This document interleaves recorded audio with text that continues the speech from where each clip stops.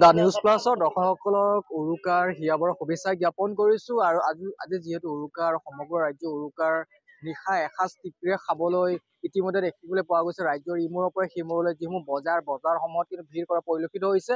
মই বৰ্তমানে উপস্থিত হৈছো ওদালগুৰি আৰু বাক্সা সীমান্তৱৰ্তী যি বগামাটি সেই বগামাটিত উপস্থিত হৈছো আৰু ক'বলৈ লাগিব যে পিকনিকৰ যি আনন্দ পিকনিকৰ যি সোৱাদ সেই কিন্তু এতিয়াও মাৰ যোৱা নাই। যিহেতু জানুৱাৰী মাহ চলি আছে আৰু জানুৱাৰী মাহতো দেখিবলৈ পোৱা যায় যে ওদালগুৰি বিশেষকৈ ভৈৰৱকুণ্ড ওদালগুৰি তথা বাক্সাৰ যি সীমান্তমূৰীয় বগামাটিত প্ৰত্যেক বছৰে কিন্তু ইয়াত যথেষ্ট পৰ্যটকৰ ভিৰ হয় আৰু এক সমাগম হয়। মই বৰ্তমানে উপস্থিত হৈছো বগামাটিত আজি এনেকুৱা এক পিকনিকৰ খাদ্যৰ আমি দেখুৱাম য'ত আচলতে মাছ মাংস একো এটা নাই। হয়, মই বৰ্তমান উপস্থিত আছো BTR-ৰ কাৰ্যবাহী সদস্য তথা 33 নং 99 পৰিষদৰ সমষ্টিৰ যিগৰাকী পাৰিষদ সঞ্জিত তান্তি তেওঁলোকৰ যি পৰিয়ালবৰ্গ আজি এসাঁজ খাব আহিছে ইয়াত কিন্তু তেওঁলোকৰ কোনো ধৰণৰ মাছ মঙহ একোকে নাই। ইয়াৰ কাৰণ সকলোবোৰ তেওঁলোকৰ যদি চাবলৈ যাওঁ সঞ্জিত তান্তিৰ বহি আগৰিজুলি পৰিষদৰ সমষ্টিৰ পাৰিষদ তথা BTR-ৰ কাৰ্যবাহী সদস্য ডক্টৰ ধৰ্মেন্দ্ৰ নাৰায়ণ দুইজন আচলতে কাৰ্যবাহী সদস্য ইয়াত যুগলবন্দী হোৱা বুলি ক'ব লাগিব। দুই কিন্তু বেলেগ যিটো বগামাটি যিগৰাকী নদী আছে নদীৰ সিটো পাৰে আছিলে সঞ্জিত তান্তি ইটো পাৰে আছিলে ধৰ্মেন্দ্ৰ নাৰায়ণ। দুয়োগৰাকী ইয়াত মিলন হল। দুয়োগৰাকীৰ পৰা জানিব চেষ্টা কৰিম। প্ৰথমতে মই সঞ্জিত তান্তিৰ পৰা জানিব বিচাৰিছো দাদা কি ক'ব যিহেতু আপোনালোকৰ আজি পিকনিকত দেখিবলৈ পোৱা গৈছে মাছ মঙহ একো নাই এসাঁজ পৰিয়ালৰ সৈতে খাবলৈ আহিছে লগতে আপোনাৰ সতীৰ্থ এগৰাকীক লগ পাই গ'ল কেনেকুৱা লাগিছে কি ক'ব? তাৰমানে আমি যেতিয়া সৰু আছিলো মা দেউতাই আমাক পিকনিকত লৈ যায় আমাক যিখিনি এটা পৰিৱেশ দিব লাগে দি আহি আছিলে। চ' এতিয়া আমিও মা দেউতা হলো আমাৰ মা দেউতা মানে এতিয়া জেনেৰেশ্যনক মই এটা মেছেজ দিব বিচাৰো যে আমি নিজৰ এণ্টাৰটেইনমেণ্টত নিজৰ মা দেউতাক পাহৰি যাওঁ আৰু কিন্তু মা দেউতা সৰুতে আমাক কিন্তু যিখিনি কৰিব লাগে গোটেইখিনি কৰিছিলে। চ' সেইকাৰণে মই পৰিয়ালৰ লগত আহিছো আৰু মা দেউতাক লৈয়ে আহিছো। মা দেউতা বৈষ্ণৱ হয়, এওঁলোকে মাছ মাংস নাখায়। সেইবুলি আমি এদিনটো চেক্ৰিফাইচ কৰিবৰ কাৰণে কি যায় হয় কি নহয়? চ' গতিকে আমি মা দেউতাৰ লগত আহিছো। মেইন কথা কি মাছ মাংস খোৱাটো ডাঙৰ কথা নহয়, কিন্তু ইয়াতে পৰিয়ালৰ লগত একেলগে আমি বনভোজ খাক বুলি কয় একেলগে মানে মিলি ফালে গোটেই পৰিয়ালক লগত এসাঁজ খাবলৈ আহিছো আজি।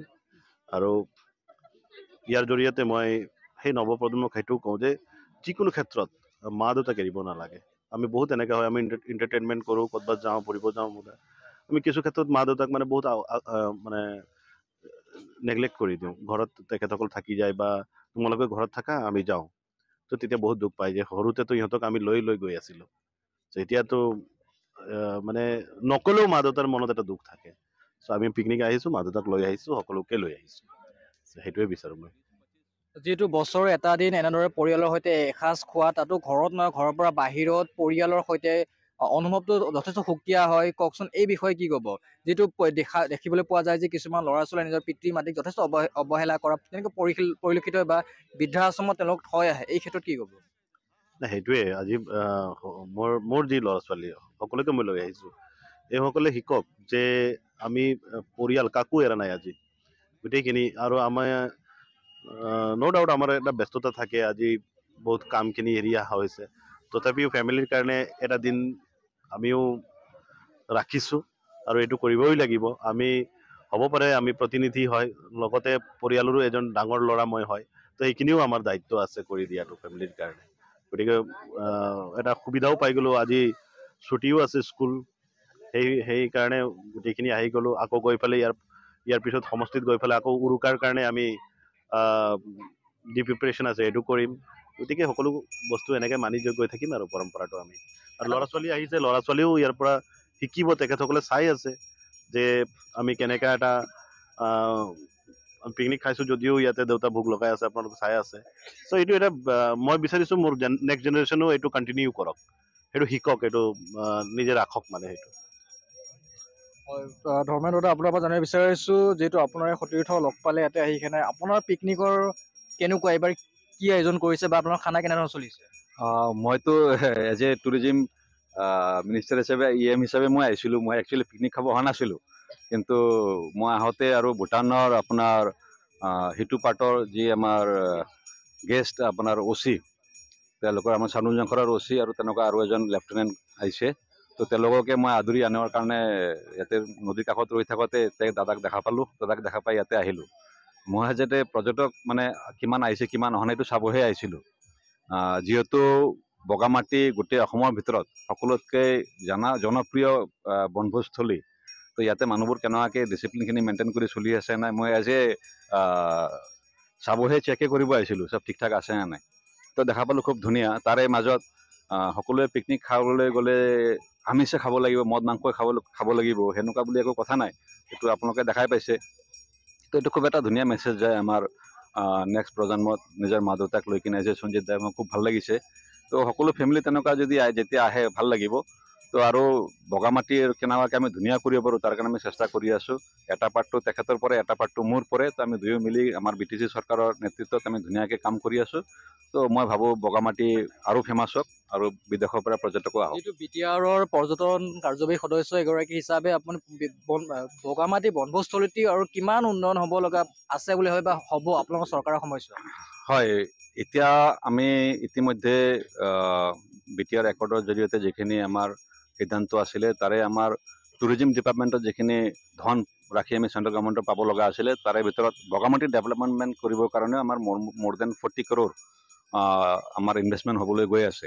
তো মই ভাবোঁ এইখিনি যেতিয়া ইনভেষ্টমেণ্ট হৈ যাব খালি বগামাটি বুলি নহয় তাৰ পেৰিফেৰি এৰিয়া যিখিনি আছে বৰনদী ৱাইল্ড লাইফ চেঞ্চুৰী আছে সেইটো আমি এতিয়াও এনকেজ কৰিব পৰা নাই। তাতে কেনেকৈ পৰ্যটক যাব পাৰে, তাতে এনিমেল চাইটিংটো মাষ্ট বি হয়। সকলোতকৈ স্মলেষ্ট ৱাইল্ড লাইফ চেঞ্চুৰী বুলি ক'ব পাৰে। অনলি 24 স্কুৱাৰ কিলোমিটাৰ হয়। তাতে এনিমেল চাইটিংটো 100% হয়। তেনেকুৱাকৈ ইয়াৰ লগত এড অন আৰু কিছুমান আমি এক্টিভিটিছ ৰাখিব বিচাৰি আছোঁ। এনেকুৱা ৰাফটিং আছে, ইয়াতে জিপলাইন আছে।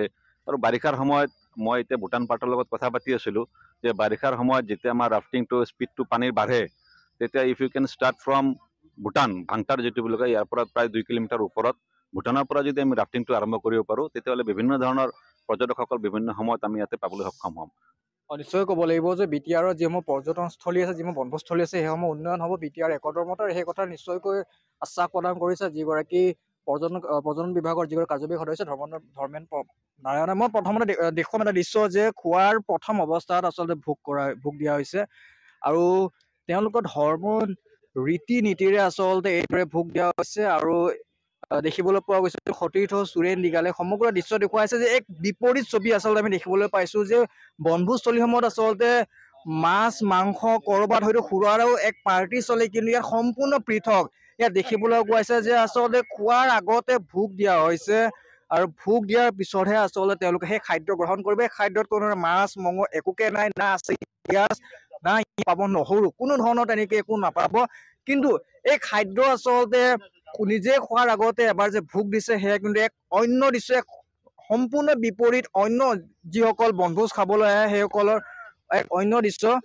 মই যদি সম্ভৱ হয় যিগৰাকী BTRৰ কাৰ্যবাহী সদস্য সঞ্জিত ৰাণী তেখেতৰ পিতৃৰ পৰা মই এবাৰ জানিবলৈ চেষ্টা কৰিম যে আচলতে তেওঁলোকৰ যিহেতু তেওঁলোক ভোগ দি আছে আৰু মোৰ সতীৰ্থ চুৰেণ দীঘালে সমগ্ৰ দৃশ্য দেখুওৱা আছে যে খাদ্যৰ পূৰ্বে আচলতে ভোগ দিয়া হৈছে আৰু এইদৰে আচলতে তেওঁলোকে ইয়াৰ পাছতে তেওঁলোকে খাদ্য গ্ৰহণ কৰিব। আৰু এইদৰে আচলতে দেখিবলৈ পোৱা গৈছে যে BTRৰ কাৰ্যবাহী সদস্য সঞ্জিত ৰাণী সমান্তৰালকৈ দেখিবলৈ পোৱা গ'ল যে আন এগৰাকী কাৰ্যবাহী সদস্য ডক্টৰ ধৰ্মেন্দ্ৰ নাৰায়ণ তেখেতো ইয়াত যোগ হৈছিল আৰু এইদৰে আচলতে তেওঁলোকৰ যি বনভোজৰ যি সোৱাদ সেই বনভোজৰ সোৱাদ ইয়াত লৈ আছে আৰু এইদৰে ভোগ দিয়া হৈছে। ভোগৰ পাছত তেওঁলোকে খাদ্য গ্ৰহণ কৰিব।